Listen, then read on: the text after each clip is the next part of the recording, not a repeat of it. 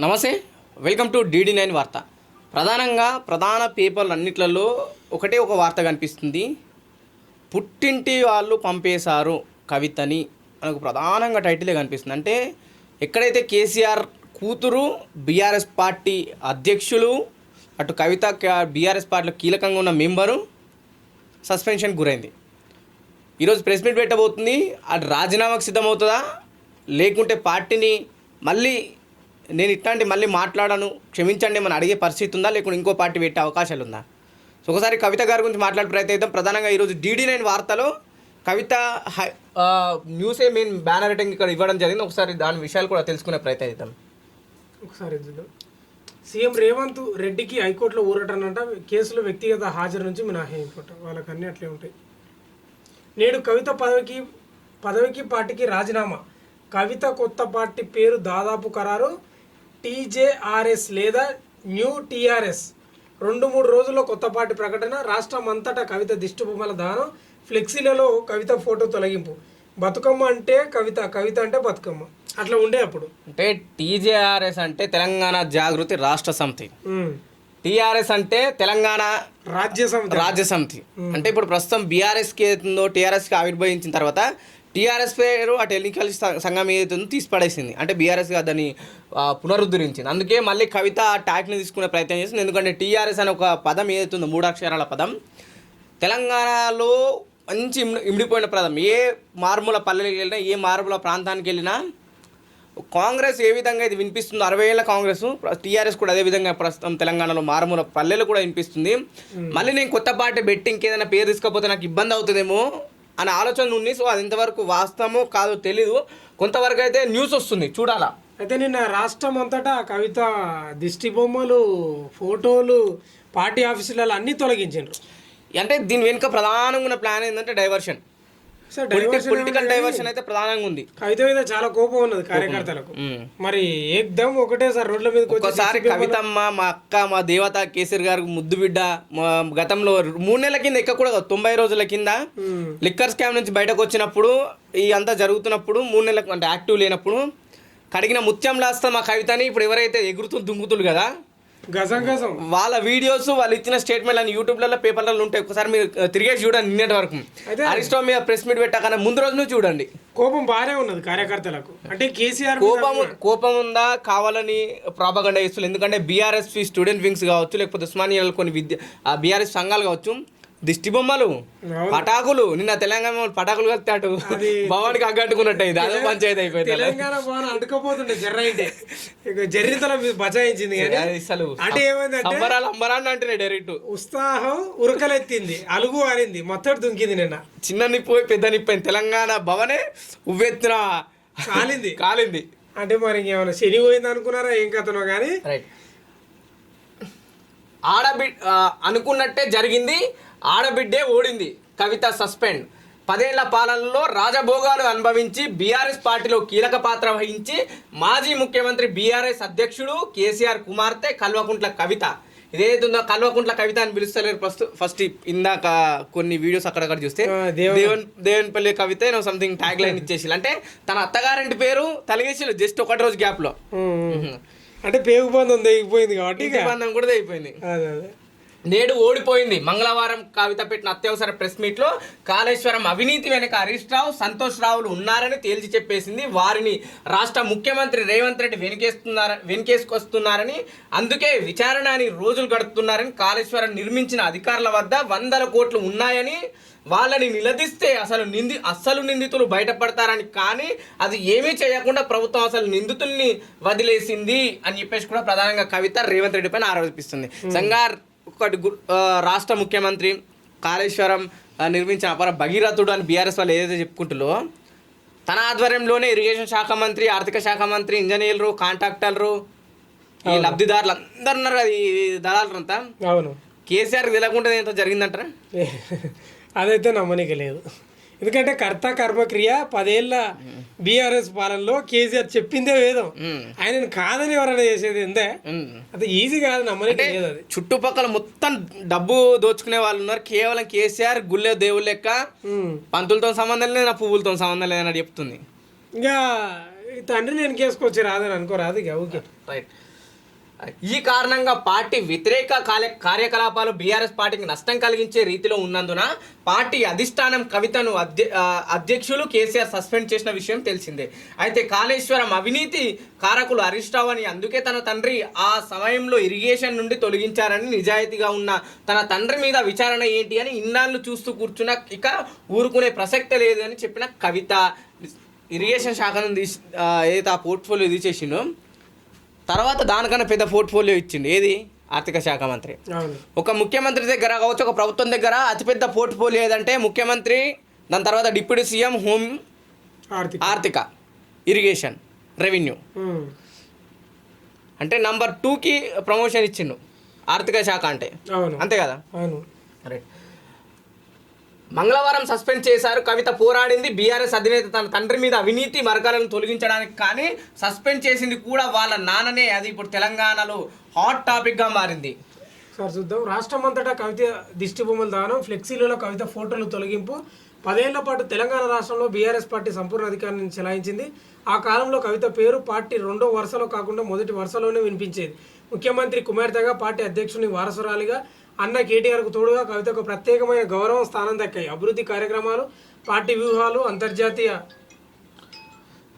అంతర్జాతీయ వేదికలపై తెలంగాణ ప్రాతినిధ్యాన్ని అన్నింటిలోనూ ఆమెకు చోటు ఉండేది. కానీ 2023 ఎన్నికల్లో బీఆర్ఎస్ అధికారం కోల్పోయిన తర్వాత పరిస్థితులు క్రమంగా మారాయి. అధికారం కోల్పోయిన పార్టీ లోపాలే, విభేదాలు, అసంతృప్తులు పెరిగాయి. కవితపై కేసులు, వివాదాల ప్రభావం చూపాయి. చివరికి పార్టీ సస్పెన్షన్ వరకు వెళ్లడం ఆమె రాజకీయ జీవనంలో పెద్ద మలుపుగా నిలిచింది. అంటే పార్టీకి వ్యతిరేకంగా మాట్లాడడం ప్రధానంగా ఈ చర్చ ఎక్కడ మొదలైందంటే వరంగల్ సభ ఎక్కడైతే ముగిసిందో 25 ఏళ్ళ పార్టీ ఆవిర్భావ సభ అప్పటి నుంచి స్టార్ట్ అయింది. అంటే కొంతవరకు ఏమంటుంటే కొన్ని న్యూస్ ఏమైందంటే కవితకు దగ్గరన్న వాళ్ళు, లేకపోతే అటు కేసీఆర్ దగ్గరన్న వాళ్ళు ఎక్కడో కూడా ఫామ్ హౌస్ నుంచి కావచ్చు, ఇంకెక్కడ నుంచి లీక్ కాలేదు. అయితే కవిత లీక్ అయిన లెటర్ అది ఉందిగా, అది కేవలం బిగ్ టీవీకి వీళ్ళు లీక్ చేసి అంటారు కవిత వర్గం వాళ్ళు కావాలని. ఏమో మరి ఉండొచ్చు. ఒకప్పుడు అందరూ వెంట నడిచిన పరిస్థితి ఇప్పుడు ఒక్కరే మిగిలిపోయిన దిశగా మారింది. ఒక ముఖ్యమంత్రి కుమార్తెగా కవిత అన్ని అవకాశాలను, సుఖాలను, గౌరవాలను అనుభవించారు. నిజంగానే బీఆర్ఎస్ పార్టీ ఏం తక్కువ చేయలేదు. అంటే నిజంగా కవిత గారికి బీఆర్ఎస్ పార్టీ ఏం తక్కువ చేయలేదు. 2 సార్లు బీఫామ్ ఇచ్చింది ఎంపీగా. సరే, 2వసారి పరిస్థితుల వాళ్ళు ఓడిపోయిండు. ఉద్యమకారుడి తల్లికి, తెలంగాణ కోసం ఆత్మ బలిదానం చేసుకున్న తల్లికి కూడా కేసీఆర్ కావచ్చు, బీఆర్ఎస్ పార్టీ ఒకసారి గెలవకపోతే మళ్ళీసారి ఎక్కడికి నామినేట్ పదవులు ఇవ్వలేదు. కానీ కవితకు ఎమ్మెల్సీ తీసుకొచ్చి కూర్చోబెట్టిలు ఓడిపోయిన వ్యక్తికి. కేసీఆర్ కూడా అదే అన్నాడంట నేతలతోటి, నేనేం తక్కువ చేసిన కవితకు, ఎందుకు ఇట్లా చేసింది అనేది బాధపడుతున్నాడు. ఒకప్పుడు అందరు వెంట నడిచిన పరిస్థితి ఇప్పుడు ఒక్కరే మిగిలిపోయిన దిశగా మారింది. ఏముంది, మంత్రుల సమాన స్థాయిలో గౌరవం, అధికారం, ప్రతిష్ట ఆమెకు సహజంగానే వచ్చాయి. కానీ అదే కవిత నేను పార్టీ నుంచి బయటకు రావాల్సిన దశ ఎదుర్కొంటున్నారు. ఇది కేవలం ఒక రాజకీయ మార్పు మాత్రమే కాదు, ఒక మానవీయ కథ. నిన్నటి వరకు అందరి మధ్యలో వెలుగొందిన నాయకురాలు నేడు ఒంటరిగా నిలబడడం సహజంగానే ప్రజల్లో సహానుభూతి రేకెత్తిస్తుంది. ఇది ఒక భావోద్వేగ దృశ్యం. ఎంత ఉన్నత స్థానంలో ఉన్నా రాజకీయాల్లో ఒంటరితనం తప్పదని చూపిస్తుంది. అదైతే వాస్తవం. కవిత పరిస్థితుల్లో అనేక అంశాలు ప్రజల్లో సహానుభూతి పెంచుతున్నాయి. ఒక ముఖ్యమంత్రి కుమార్తెగా ఉన్న గౌరవం నుంచి బయటపడడం, 10 ఏళ్ల పాటు కీలక స్థానంలో ఉన్నా నేడు ఒంటరితనంలో మిగలడం, నిన్నటి వరకు అందరూ వెంట ఉన్న నేడు ఒక్కరే వదిలేయడం అనే భావన, కేసులు, రాజకీయ ఒత్తిళ్లు, పార్టీ లోపల అసంతృప్తులు, ఇవన్నీ కలిసి ఆమెను మానవీయంగా మరింత బలహీనంగా చూపిస్తున్నాయి. కానీ రాజకీయ విశ్లేషకుల దృష్టిలో ఇదే పరిస్థితి కొత్త శక్తిని కలిగించే అవకాశం కూడా అవుతుంది. ఎందుకంటే సహానుభూతి అనే భావోద్వేగం ఓటర్ల మనసులో పెద్ద మార్పు. మన దగ్గర విచిత్రం ఏంటంటే పొంగిపోతారు సానుభూతి. మీరు ఎప్పుడైనా గమనించండి, పార్టీలోని అధ్యక్షులు కావచ్చు, పార్టీ నాయకులు ఎక్కడైనా సరే, ఏ పార్టీకి సంబంధించిన వాళ్ళైనా సరే, గత చరిత్ర తీసుకొని కాంగ్రెస్ పార్టీ నుంచి రాజశేఖర రెడ్డి కావచ్చు, తర్వాత వచ్చిన చంద్రబాబు కావచ్చు, తర్వాత వచ్చిన కేసీఆర్, మొన్న వచ్చిన జగన్, మళ్ళీ చంద్రబాబు, ఎవరెవరైతే పాదయాత్ర చేసిన వాళ్ళంతా తెలంగాణకు ముఖ్యమంత్రులు. అంటే ఆ సానుభూతి, ప్రజల్లో తిరిగిన సానుభూతి. అవును, 100%. కవిత కొత్త పార్టీ పేరు దాదాపు ఖరారు. ఈ నేపథ్యంలోనే నేడు కవిత పార్టీకి రాజీనామా చేసే యోచనలో ఉన్నట్లు సన్నిహిత వర్గాల సమాచారం. అంతేకాదు కవిత కొత్త పార్టీ పెడుతున్నట్లు 2-3 రోజులు ప్రకటిస్తున్నారనే ఊహాగానాలు కూడా బలంగానే వినిపిస్తున్నాయి. పేర్ల పరంగా కూడా 2-3 పేర్లు బయటకు వస్తున్నాయంటే ఏంది, TJRS తెలంగాణ జాగృతి రాష్ట్ర సమితి అంట, లేదా న్యూ TRS న్యూ తెలంగాణ రాష్ట్ర సమితిలో అని ఆ పార్టీ పరంగా పెడితే అది కేవలం ఒక రాజకీయ వేదిక మాత్రమే కాదు, కవిత వ్యక్తిగతంగా తనను తిరిగి నిరూపించుకుని ఒక వేదికగా బీఆర్ఎస్లో లభించని గుర్తింపు గౌరవం ఆమెకు కొత్త పార్టీ ద్వారా లభించే అవకాశం ఉంది. ముఖ్యంగా మహిళా వర్గాలు, అసంతృప్తి బీఆర్ఎస్ నాయకులు, కొత్త తరానికి చెందిన యువకులు వీరు ఆమెకు బలంగా నిలబడే అవకాశం ఉంది. నిన్న మాట్లాడడం బీఆర్ఎస్కి ఆల్మోస్ట్ 119 నియోజకవర్గాల్లో ఫుల్ స్థాయి క్యాడర్ ఉంది. గ్రామ స్థాయి నుంచి ఒక్కొక్క నియోజకవర్గానికి చూసుకుంటే, ఒక జిల్లా పరిషత్ కావచ్చు నియోజకవర్గాన్ని చూసుకుంటే ఒక్కరు లేదా ఒక్కరి నుంచి 3 వరకు పోటీ చేసే అవకాశాలు, అంటే సమానమైన పోటీ. ఎవరైతే ఒక్కరికి సీట్ ఇస్తుంది పార్టీ, ఇంకా ఎవరైతే ఇద్దరు ఇంకొక అసంతృప్తి ఉంటుందో అది కవిత తీసుకునే ప్రయత్నం చేసే అవకాశాలు ఉన్నాయి. కాబట్టి కవిత మెయిన్గా వాళ్ళని టార్గెట్ చేస్తున్నట్టు ప్రధానంగా వినిపిస్తుంది. అంటే ఇప్పుడు కవిత పార్టీ పెడితే ఎట్లుంటుంది అంటే, నాకు అంచనా రాజకీయ పునరావాస వ్యక్తులు ఎవరైతే ఉంటారో వచ్చి ఇంట్లో చేరుతారు. అదే ఇప్పుడు 10 ఏళ్ళల్లో కావచ్చు, 9.5 ఏళ్ళ బీఆర్ఎస్ పార్టీలో ఆ ఎమ్మెల్యే సీట్ కోసమో, లేకపోతే ఇంకా జిల్లా పరిషత్ చైర్మన్ల కోసమో, మండల పరిషత్ చైర్మన్ల కోసం ఎవరైతే ఆశావాహులు ఉంటారో 2వ స్థానం 3వ స్థానం వాళ్ళు కవిత పార్టీకి వస్తారన్నట్టు. అవును, బీఆర్ఎస్ తెలంగాణ రాజకీయాలపై ప్రభావం అంట. కవిత కొత్త పార్టీ నిజమైతే బీఆర్ఎస్కి ఇది గట్టి దెబ్బ. నిజమే అదైతే. 2 సంవత్సరాలుగా ఇప్పటికీ బలహీనమవుతున్న బీఆర్ఎస్ ఈ కొత్త విభజనతో మరింత దెబ్బతినే అవకాశం ఉంది. ముఖ్యంగా మహిళా ఓటు బ్యాంకు, మైనార్టీ వర్గాలు, నిజామాబాద్ వంటి ప్రాంతాల్లో బీఆర్ఎస్కి కష్టాలు పెరుగుతాయి. ఇక కాంగ్రెస్ బీజేపీ పరోక్షంగా లాభం పొందొచ్చట. కాంగ్రెస్ ఇప్పటికే అధికారంలో ఉండడంతో బీఆర్ఎస్ బలహీనతను సద్వినియోగం చేసుకోగలదు. బీజేపీ వ్యూహాత్మకంగా కవిత పార్టీని ఎదుర్కొనే ప్రయత్నం చేస్తుంది. కవిత రాజకీయ ప్రయాణం ఇప్పటి వరకు ఒక ప్రత్యేక కథ. ముఖ్యమంత్రి కుమార్తెగా అన్ని సకల భాగ్యాలు అనుభవించి నేడు ఒంటరిగా నిలబడడం సహజంగానే ఒక మానవీయ భావనను రేకెత్తిస్తుంది. అదే సమయంలో ఈ ఒంటరితనమే తన కొత్త దిశగా మారవచ్చు. అంటే ఎట్లా ఉపయోగించుకుంటే అట్లా అవుతుంది. ఇప్పుడు ఎట్లా ఉపయోగించుకుంటే అట్లా అయ్యే అవకాశం ఉంటుంది, చెప్పలేము. చూడాలి, ఎందుకంటే చాలా రోజుల నుంచి నడుస్తుంది కవిత కొత్త పార్టీ, లేకపోతే పార్టీతో విభేదించింది, ఇవన్నీ నడుస్తున్నాయి. అది కేవలం ఒక రాజకీయ సంస్థ మాత్రమే కాదు, ఒక మహిళా నాయకురాలి పునరావిష్కరణ. తెలంగాణ రాజకీయాల్లో ఇది ఒక కొత్త అధ్యాయం, కొత్త సమీకరణాలకు నాంది పలికే పరిణామం. ఎంత చిన్న చూపు చూసినా, ఎంత విమర్శించినా బీఆర్ఎస్ ఆ స్థాపనలోను దాన్ని బలపరచడంలో కవిత పాత్ర గట్టిగానే ఉందని వీళ్ళు కూడా చేసే ప్రయత్నం చేసేసారు. అంటే కవిత 2001లో బీఆర్ఎస్ పార్టీ స్థాపిస్తే 3, 4 ఆ టైంలో కీలక మెంబర్గా మారింది. అప్పటి నుంచి కొట్లాడుతుంది. కవిత గారిని ఇక్కడ కూడా తక్కువ అంచనా వేయాల్సిన అవసరం లేదు. ఎందుకంటే నిన్న మొన్న రాలేదు, నాకు అధికారంలోకి వచ్చినాక పార్టీలోకి రాలేదు, లేకపోతే ఈ 2-3 ఏళ్లలో పార్టీలోకి రాలేదు. నాకు స్థానం కావాలా, నేను కొట్లాడతా, లేకపోతే అట్లా కాదు. కవిత గారు కేసీఆర్ కూతురు, పార్టీ మొదటి నుంచే ఉన్నది, దాంట్లో కూతురు కాబట్టి కొద్దిగా ఎక్స్ట్రా ప్రజెన్స్ ఉన్నది అంతే. స్థాపన దశలో కవిత పాత్రనంట. తెలంగాణ పార్టీ స్థాపించిన దశలో తెలంగాణ ఉద్యమం ఉధృతంగా సాగుతున్న సమయంలో, ముఖ్యంగా ఢిల్లీలో దేశవ్యాప్తంగా తెలంగాణ జాగృతి పేరిట కవిత చేపట్టిన కార్యక్రమాలు పార్టీకి ఒక బలమైన వేదికను అందించాయి.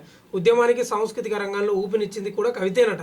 జాగృతి ద్వారా ఉత్సవాలు, సాహిత్య కార్యక్రమాలు, సమ్మేళనాలు నిర్వహించడం వల్ల తెలంగాణ భావజలం గడ్డకట్టింది. ఓవైపు కేసీఆర్ ఢిల్లీలో పోరాడుతుంటే రాష్ట్రంలో కవిత కదలికలు ఉద్యమానికి త్రివిధ బలాన్ని ఇచ్చినట్టు వాస్తవం. అంటే ముందు నుంచి అందరు మాట్లాడుకున్నట్టు కవిత గారు ఇప్పుడు రాలేడు, ముందు నుంచే ఉద్యమం సమయం నుంచే కొట్లాడుతూ వస్తుంది. అందుకే కవితకు తెలంగాణ మీద అంత పట్టుంది. ఒకవేళ బయటకు పోయినా సరే నేను ఎదగగలుగుతాను ఒక ధైర్యం ఉంది. అంటే గతంలో కూడా టీ న్యూస్ కావచ్చు, లేకపోతే తెలంగాణ అయితే ప్రస్తావన నమస్తే తెలంగాణ పేపర్ కావచ్చు, లేకపోతే తెలంగాణ టుడే పేపర్ కావచ్చు, తన ఆధ్వర్యంలో నడిచిన ఆ సందర్భాలు కూడా చాలా ఉన్నాయి. పార్టీ బలపరిచే దిశలో కవిత పాత్ర అంటారు. 2014 తర్వాత అధికారంలోకి వచ్చిన టీఆర్ఎస్ బలపడడంలో కవితకున్న పాత్ర విస్మరించలేము. నిజామాబాద్ లోక్సభ సభ్యురాలుగా ఆమె రికార్డు స్థాయిలో గెలవడం పార్టీకి 2014 కదా గెలవడం పార్టీకి మానసిక బలం ఇచ్చింది. జాతీయ స్థాయిలో టీఆర్ఎస్కి వన్నెతి అందించిన వ్యక్తి కవితే. ఇతర పార్టీలతో జాతీయ మాధ్యమాలతో మాట్లాడి టీఆర్ఎస్ స్థాయిని పెంచింది. బృందంలో మహిళా నాయకత్వాన్ని తీసుకొచ్చిన వ్యక్తి కూడా ఆమె. టీఆర్ఎస్ను కేవలం కేసీఆర్ లేదా కేటీఆర్ మాత్రమే మోసారని అనడం సగం సత్యమట. టీఆర్ఎస్ కవిత కృషి, ఆవేశం, ఉద్యమం, మహిళా వర్గాల మద్దతు లేకుండా అంత బలపడేది కాదు. కాబట్టి కవితకు ఆ క్రెడిట్ ఇవ్వడం తప్పు కాదు అంటున్నారు. మొదటిసారి టీఆర్ఎస్ అధికారంలోకి వచ్చినప్పుడు మహిళా నాయకురాలు తక్కువ ఉన్నారంటే బలమైన నిజంగా పెడితే గెలిచి అటు పార్లమెంట్లో ఇటు అసెంబ్లీలో గలం విప్పే నాయకులు చాలా తక్కువ. మీరు కావాలని లిస్టు తీసుకొని గెలిచిన వాళ్ళ సందర్భాలు చూడండి. సో దానిలో కవిత గారు గెలిచి అటు పార్లమెంటులో ఢిల్లీలో బీఆర్ఎస్ పార్టీ బలంగా కొట్లాడేళ్ళు. అంటే తన వాయిస్ కావచ్చు, తన చదువుకున్న తిరిగిన నేపథ్యం కావచ్చు, తన స్టడీ కావచ్చు, అన్ని ఉపయోగపడ్డాయి. అంటే అక్కడ ప్రెస్ మీట్లు కూడా పెట్టి బాగా మాట్లాడేది ఎంపీ. అంటే అన్ని భాషలలో అన్ని భాష జనరల్ ఒక నాయకుడు ఏంటంటే ఒక భాష వచ్చి ఒక భాష రాక అంటే చాలా మంది తక్కువ అంచనా వేయడం కాదు, కానీ తను నేర్చుకున్న విధానం కావచ్చు, తన ఆత్మస్థైర్యం కావచ్చు, తన ధైర్యం కానీ. బతుకమ్మ అంటే కవిత, కవిత అంటే బతుకమ్మ. తెలంగాణ సాంస్కృతిక ఆత్మగౌరవానికి ప్రతీకగా నిలిచిన పండుగ బతుకమ్మ. ఈ పండుగకు అంతర్జాతీయ గుర్తింపు తెచ్చిన వ్యక్తి ఎవరు అన్న ప్రశ్న వస్తే ఒక్క పేరు గట్టిగా వినిపిస్తుంది, కవిత. బతుకమ్మను ప్రపంచానికి పరిచయం చేసిన కవిత ఆ తెలంగాణ ఉద్యమ కాలంలోనే బతుకమ్మ పండుగను ఉత్సాహభరితంగా జరుపుకునేలా కవిత ముందడుగు వేశారు. రాష్ట్రం ఏర్పడిన 2014 తర్వాత బతుకమ్మను కేవలం ప్రాంతీయ ఉత్సవం కాకుండా ప్రపంచవ్యాప్తంగా జరుపుకునే వేడుకగా మార్చారు. అమెరికా, లండన్, దుబాయ్ సహా అనేక దేశాల ప్రవాస తెలంగాణ ప్రజలతో కలిసి బతుకమ్మ పండుగ నిర్వహించారట. ఇది వాస్తవం. ఇది తెలంగాణ జాగృతి ద్వారా సాంస్కృతిక జాతర తన సంస్థ తెలంగాణ జాగృతి ద్వారా బతుకమ్మ పండుగను ఒక సాంస్కృతిక జాతరగా నిలిపారు. యువత, మహిళలు, ప్రవాస తెలంగాణ ప్రజలతో బతుకమ్మ పండుగను అనుసంధానం చేసి ఈ ఉత్సవం వెనుకున్న సాంప్రదాయాలు, విలువలు, గౌరవం ప్రపంచానికి పరిచయం చేశారు. వాస్తవం. ఆధునికతలో సాంప్రదాయం, నేటి ఆధునిక జీవన శైలిలో సాంప్రదాయం, పండుగలు మస్కబారిపోతున్న తరుణంలో కవిత చేసిన కృషి వలన బతుకమ్మ ఒక ఆధునిక ఉత్సాహంగా రూపుదిద్దుకుంది. పూలతో చేసిన ఈ ఆరాధన మహిళా శక్తికి ప్రతీకగా నిలిచింది. అంటే చాలా మందికి అంటే బతుకమ్మ అంటే కవిత అంటే బతుకమ్మ ఒక పోర్ట్రేట్, సరే బీఆర్ఎస్ పార్టీ పోర్ట్రేట్ చేసిందా, జాగృతి పోర్ట్రేట్ చేసుకుంటే తెలియదు, కానీ తెలంగాణకు పరిమితమైన బతుకమ్మ విదేశాల్లో అంటే విదేశాల్లో తెలుసు, మన వాళ్ళు అక్కడ చాలా వివిధ దేశాల్లో ఉన్నారు, కానీ పెద్ద ఎత్తున ప్రోగ్రామ్ ఆర్గనైజ్ చేసి అందరు ప్రవాస భారతీయులు పిలిచి అక్కడ ఒక ప్రోగ్రామ్ కండక్ట్ చేయాలి. లండన్ కావచ్చు, దుబాయ్ కావచ్చు, వివిధ ఎక్కడైనా సరే అది ఎక్కడైనా ఆర్గనైజ్ చేయడం కవిత సక్సెస్గా మారింది. ప్రజల హృదయాల్లో కవిత బతుకమ్మ అంట. ప్రతి ఏడాది బతుకమ్మ పండుగ వస్తే సహజంగానే కవిత పేరు వినిపిస్తుంది. ఎందుకంటే బతుకమ్మను తెలంగాణ ఆత్మగౌరవ పండుగ నిలబెట్టడంలో కవితకున్న పాత్ర అపారమైనది. అందుకే ప్రజలు చెబుతారు బతుకమ్మ అంటే కవిత అంటే బతుకమ్మ. పూలు, పాటలు, నృత్యం, సంతోషం, అనుభూతులు ఇవన్నీ బతుకమ్మను కవిత ఆకారంలోకి మార్చాయి. మన సంస్కృతిని, సాహిత్యాన్ని, మహిళా శక్తిని మనసులో నింపే స్థాయిలో ఎవరో కవిత నిలిచిందనేది ప్రధానంగా మన కవిత గురించి వినిపిస్తున్న వార్తలు అంటే ప్రస్తుతం ఉన్న అప్డేట్స్ ప్రకారం అయితే ఈరోజు 12 గంటలకు ప్రెస్ మీట్ పెట్టబోతుంది. ప్రెస్ మీట్ పెట్టిన తర్వాత ప్రధానంగా వినిపించే వార్త బీఆర్ఎస్ పార్టీకి రాజీనామా చేయబోతుందా, లేకుంటే అక్కడ ఉన్న ఎమ్మెల్సీ పదవికి రాజీనామా చేయబోతుందా అనే క్వశ్చన్ మార్క్స్ కూడా వినిపిస్తుంది. నా ప్రెస్ మీట్లో కొందరు బీఆర్ఎస్ మహిళా నాయకులు మాట్లాడినప్పుడు కూడా అక్కడున్న మీడియా మిత్రులు అడిగినప్పుడు కవిత ఎమ్మెల్సీకి రాజీనామా చేస్తుందా, బీఆర్ఎస్ పార్టీకి రాజీనామా చేస్తుందా అంటే వాళ్ళు ఒకటే తన వ్యక్తిత్వం తన విషయం మీద ఆధారపడి ఉంటుంది, రాజీనామా చేయదు మాకు సంబంధం లేదు, బయట ఎవరైనా పార్టీ పెట్టుకోవచ్చు అని చెప్పేసి కూడా వాళ్ళు మహిళా నాయకులు తేల్చి చెప్పేసి కాస్త ఘాటుగానే నిన్న విమర్శించినట్టు కనిపించింది మనం నిన్న వాళ్ళ మీడియా ప్రెస్ మీట్ చూస్తే. వారం రోజుల్లో 27,470 మెట్రిక్ టన్నుల యూరియా అంట వచ్చింది, దిగుతుంది మొత్తం లారీలలో. సరఫరాలో రైతులకు ఇబ్బందులు రాకుండా పంపిణీ 5 రోజులలో పంట నష్టం, అది పంట మొత్తం పాడైపోయింది తెలుసా. యూరియా పోతుంది, ఒక వారం అంటే లేట్ అయితే ఎర్రబడుతుంది. ఆకలి అయినప్పుడు అన్నం తింటే అది వేరు, ఆకలితో పోయినాక తింటే ఏం లాభం. ఘోష్ కమిషన్ నివేదిక ఆధారంగా సిబిఐకి నోనంట. తెలంగాణ ప్రభుత్వానికి హైకోర్టు ఆదేశం. ఎవరు కూడా రద్దు చేయని పథకాలు అవి వైఎస్ బాటలోనే తను ముందుకు వెళ్తున్నా. టీడీపీలో ఉన్నప్పుడు ఇదే రేవంత్ రెడ్డి వైఎస్ని విపరీతంగా విమర్శించాడు. అందుకే వైఎస్ చేసిన కారణాలకు తప్పులకే పావురాల గుట్టలు పావురం అయిపోయిందని చెప్పేసి ఇదే రేవంత్ రెడ్డి విమర్శించాడు. అదే కదా. వైఎస్ కలలుకొన్న ప్రాణాయిత చేపట్టి పూర్తి చేస్తాం. వైఎస్ఆర్ మెమోరియల్ అవార్డుల కార్యక్రమంలో సీఎం రేవంత్, సేంద్రియ వ్యవసాయవేత్త సుభాష్ పాలకేరుకు అవార్డు అందజేత. ఉచిత విద్యుత్ అంటే వైఎస్. పార్టీలో ఉంటే ఒకలాగా, పార్టీలో లేకపోతే ఒకలాగా. అంటే కాంగ్రెస్ పార్టీకి వైఎస్ అంటు పెట్టుకొని ఉన్నాడు. వైఎస్ఆర్ ఏ పార్టీ అంటే కాంగ్రెస్ పార్టీ అని చెప్తారు చాలా మంది. ఇప్పటి కూడా కాంగ్రెస్ పార్టీలో వైఎస్ రాజశేఖర రెడ్డికి అభిమానులు ఉన్నారు. నిజంగానే రేవంత్ రెడ్డి మాటలు ఒక్కసారి చూస్తే రేవంత్ రెడ్డి కాంగ్రెస్ అసలు ఎటువంటి సంబంధం లేదు, భావజాలం కూడా కాదు. నాకు తెలిసి ఇప్పుడు కూడా ఆ టీడీపీ అక్కడక్కడ కొన్ని వినిపిస్తాయి ఆ మాటలు కావచ్చు, అది కావచ్చు. ఎప్పుడు కూడా వైఎస్ఆర్ని పొగడని, వైఎస్ఆర్ గురించి మాట్లాడని రేవంత్ రెడ్డి ఈరోజు మాట్లాడవలసిన సమయం వచ్చింది, అవసరం ఉంది. మరి అంతే కదా, ఏ ఎండక గొడుగు పడతారు. అంటే పూర్తిగా నిన్న చూడవచ్చు, ఒకవైపు రైతులకు యూరియా దొరకక ఆందోళనలు చేపడుతున్న బీఆర్ఎస్ పార్టీ ప్రధానంగా అటు ధర్నాలు, రాస్తారోకోలు చేపడుతుంది. మరోవైపు కాళేశ్వరం విషయంలో మళ్ళీ రాస్తారోకోలు, ధర్నాలే. మరోవైపు కవిత ఇష్యూలో కూడా ఇవే ప్రధానంగా ఇక్కడ జరుగుతున్న ఇష్యూ. కాళేశ్వరం పైన అయితే అటు రాష్ట్ర ప్రభుత్వం సిబిఐకి అప్పగించిందో ఆ రిపోర్టు, అంటే కేసీఆర్ అవినీతి చేసిండు, తప్పు చేసిండనే ఆ విధానాన్ని అయితే రాష్ట్ర ప్రభుత్వం చూపెడుతుందో అది పూర్తిగా ప్రజల్లో మనం మార్చాలా. ఈ న్యూస్ అసలు ప్రజల్లో ఉండద్దంటే మనం ఇంకేదైనా చేయాలి అని చెప్పేసి అటు ధర్నాలు, రాస్తారోకులు, కవిత విషయంలో కూడా కావాలని ఎప్పుడు అంటే ఈ హరీష్ రావు విషయంలో మాట్లాడకుండా ముందు రోజు నుంచి కూడా కవిత గారిని దేవత, కవితమ్మ మా కేసీఆర్ కూతురని ఎవరైతే మెచ్చుకున్నారో వాళ్ళు దిష్టిబొమ్మలు దానం చేయడం, అసలు విపరీతంగా తిట్టడం ఊహించరు. ఇక అస్సలు ఏకదమ్ ఇక కట్టలు తెలుసుకున్నారు వాళ్ళ ఆగ్రహం. ఎట్లా అంటే నాకు తెలిసి రేవంత్ రెడ్డిని ఏ విధంగా అయితే వీళ్ళు విమర్శిస్తారో నిన్న ఒక్కరు సోషల్ మీడియా కానీ మీడియా అంతకు ఎక్కువ విమర్శించిల్లు. సో చాలా మంది మహిళా నాయకురాలు కూడా నిన్న కేసీఆర్ తీసుకున్న నిర్ణయాన్ని కూడా మద్దతు ఇస్తున్నామని చెప్పేసి ప్రధానంగా నిన్న నాయకులు కూడా మాట్లాడిన వైనంగా కనిపించింది. సో చూడాలి ప్రస్తుతం ఆ కవిత ఏదైతే ఇప్పుడు ప్రస్తుతం ప్రెస్ మీట్ పెట్టబోతుంది, ఏ విషయాలు చెప్పబోతుంది, ఒకవేళ ఏ విషయాలు తను ప్రస్తావిస్తే రాజకీయంగా తినకు లాభం ఉంటుందా, బీఆర్ఎస్ పార్టీకి మన నష్టమయ్యే అవకాశం ఉంటుందా, నిజంగా మరోవైపు కవిత ఓడింది అంటే ఆడబిడ్డ ఓడిందని ఒక ఆ సానుభూతిని మనం తీసుకెళ్లే అవకాశం ఉందనే విషయాలు కూడా కాస్త కవిత ప్రెస్ మీట్ పెట్టిన తర్వాత మనం మాట్లాడుకోవాల్సిన అవసరం ఉంది.